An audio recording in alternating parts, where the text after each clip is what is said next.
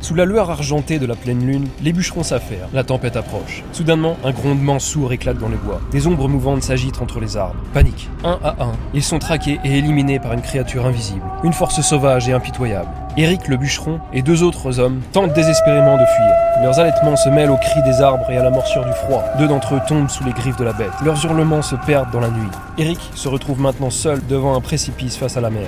Le soleil commence à poindre à l'horizon. Alors que la créature l'attrape par l'épaule et le mord, le soleil éclaire enfin la scène. La bête se transforme sous ses yeux. Un homme, presque nu, le visage couvert de sang, ébloui par la lumière du jour. Il lâche Éric et disparaît d'un coup dans la forêt. Notre histoire prend racine dans les vastes étendues de la Russie. La glace de la toundra fond, libérant toutes sortes de choses oubliées depuis longtemps. Dans ces glaces, des formes étranges commencent à apparaître. Des objets, des artefacts, des corps même parfaitement conservés. Mais parmi eux, quelque chose d'autre libéré. Des histoires commencent à circuler dans les villes et villages avoisinants. Des récits de créatures errant la nuit, des hurlements lointains, qui résonnent à travers la toundra. Les anciens du village évoquent des légendes, parlant d'une malédiction qui ne devait jamais être dérangée. Au port de Salkard, un navire s'est échoué sur la rive. Il semble étrangement silencieux. Les premiers à découvrir la scène sont des pêcheurs locaux. Mais ce navire-là, ils ne l'avaient jamais vu. Et pourtant, il n'y a aucune agitation, aucun son, seulement un silence pesant. Les portes sont ouvertes. Les lampes oscillantes du bateau projettent des ombres mouvantes sur le pont. À l'intérieur, le tableau est encore plus terrifiant. Les tables renversées, les repas à moitié consommés. Comme si le temps s'était arrêté brutalement, saisissant l'équipage dans une danse macabre. Mais ce n'est pas la désolation de la scène qui hante les esprits des pêcheurs, c'est le sang. Et il y en a partout, sur le pont, le long des corridors, dans les cabines. Et ce sang trace un chemin, comme si quelque chose ou quelqu'un l'avait traîné, laissant derrière lui une traînée sanglante qui mène vers l'extérieur. Suivant ces traces, les pêcheurs sont guidés loin du port, à travers la toundra gelée. Elle plonge profondément dans la forêt, où les arbres anciens semblent murmurer des secrets. Au loin, les hurlements d'une bête retentissent, faisant frissonner l'air froid. Les pêcheurs, malgré leur courage, ne peuvent s'empêcher de sentir un froid glacial leur parcourir les chiens, réalisant que ce qu'ils ont découvert dépasse leur compréhension. Et au cœur de cette forêt, une menace ancienne se réveille, avide de chasser à nouveau.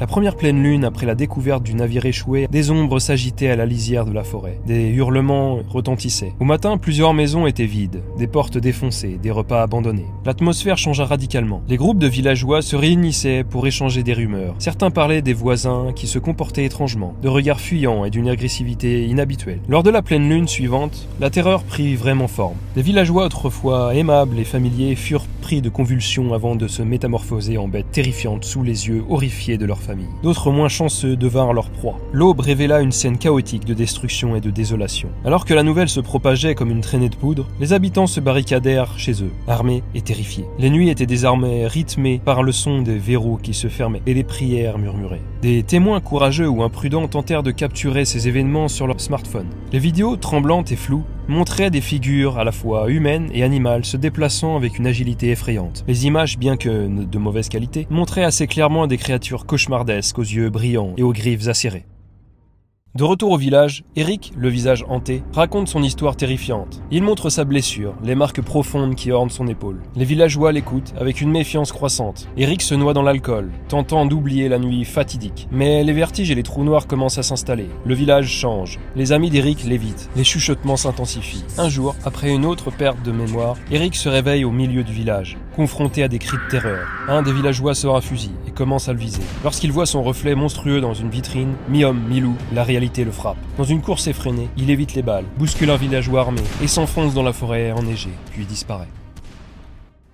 Le web s'enflamma. Les théoriciens du complot crièrent à la supercherie, tandis que d'autres évoquèrent d'anciens mythes et légendes. Des groupes de soutien se formèrent en ligne, offrant des conseils pour se protéger, tandis que les sceptiques riaient de ce qu'ils considéraient comme un canular bien orchestré. Mais pour les habitants du village côtier, cette réalité était bien trop présente, bien trop palpable. Et alors que le monde extérieur débattait, ils savaient qu'une autre pleine lune approchait, et avec elle, une autre nuit de terreur. Les bureaux du gouvernement bourdonnaient d'activité. Les rapports en provenance du village côtier avaient été reçus, examinés et dans de nombreux cas rejetés comme des absurdités. Des responsables de haut rang riaient en évoquant des effets spéciaux avancés et des canulars élaborés. Pour eux, l'idée que des êtres humains puissent se transformer en loups-garous était tout simplement ridicule. Des experts étaient envoyés sur place pour évaluer la situation, mais beaucoup revenaient soit terrifiés, soit ne revenaient pas du tout. La Lune, dans sa constante évolution, semblait être le seul témoin silencieux de cette horreur. À chaque nouvelle phase, la tension montait. La contagion ne se limita pas longtemps à un seul village. Comme une encre sombre se répandant sur une feuille de papier, elle s'étendit. Les routes qui menaient aux grandes cités du Nord étaient jonchées de voitures abandonnées, de valises éparpillées et parfois tristement de vêtements ensanglantés. Les échos de cette terreur atteignirent les sièges du pouvoir. Et alors que les premières vagues de panique avaient été accueillies avec scepticisme, l'ampleur de la crise devenait désormais impossible à ignorer. Les gouvernements, autrefois confiants, étaient désormais dans une course contre la montre, cherchant désespérément une solution à un mal qu'ils ne comprenaient pas encore vraiment. Les couvre-feux étaient stricts. Dès que le soleil commençait à décliner, les sirènes hurlaient, signalant aux citoyens de se barricader. Des drones équipés de projecteurs survolaient les rues, traquant toute silhouette suspecte. Des centres de recherche émergèrent presque du jour au lendemain. Des équipes travaillaient 24 heures sur 24. Chaque hypothèse était testée. Était-ce un virus inconnu libéré par le dégel du permafrost, une malédiction ancestrale ramenée à la vie, ou une mutation génétique soudainement venue d'on ne sait où quel laboratoire de Corée du Nord? La pression était énorme. Avec le déclin de la sécurité et de l'ordre, l'économie mondiale fut secouée jusqu'à ses fondations. Les bourses chutaient à des niveaux jamais vus. Dans ce climat de désespoir, nombreux cherchaient du réconfort dans la foi. Des prêcheurs de rue clamaient que c'était la fin des temps, que l'humanité récoltait ce qu'elle avait semé. Les églises, les mosquées, les synagogues et les temples étaient maintenant unis par la peur et à la recherche de réponses. Des processions nocturnes éclairées à la torche traversaient les rues, chantant des hymnes et des prières, cherchant à apaiser la colère de la nuit. La méfiance était omniprésente. Chaque voisin, chaque ami, chaque membre de la famille était vu avec suspicion.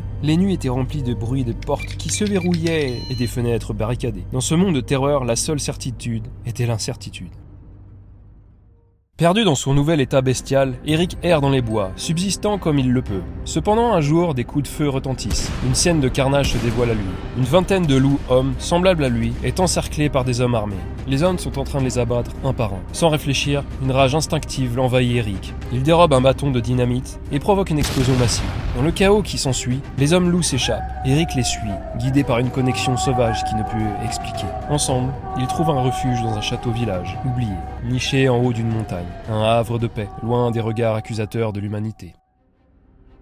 Alors que le désespoir et la panique envahissaient chaque coin de l'Europe, dans une détermination en acier, le président français Bertrand Dujardin était devenu le symbole de l'espoir pour des millions de personnes. Il comprenait la gravité de la situation, mais plutôt que de se cacher derrière les murs de son palais, Dujardin était souvent sur le terrain. Il visitait les camps d'isolement. L'apogée de son leadership fut le jour où, à l'aube, avec la tour Eiffel en toile de fond, il dirigea personnellement une offensive contre une des plus grandes hordes de loups-garous qui menaçait d'engloutir Paris. Les images étaient épiques et inspirantes. Des hélicoptères survolaient la Seine. Des troupes armées formait un périmètre défensif. La bataille fut féroce, mais sous sa conduite, l'humanité remporta une victoire mémorable. Le monde entier le salua. Des journaux, des émissions télévisées, tout le monde parlait du président qui avait sauvé Paris, et il semblait que peut-être le vent était en train de tourner.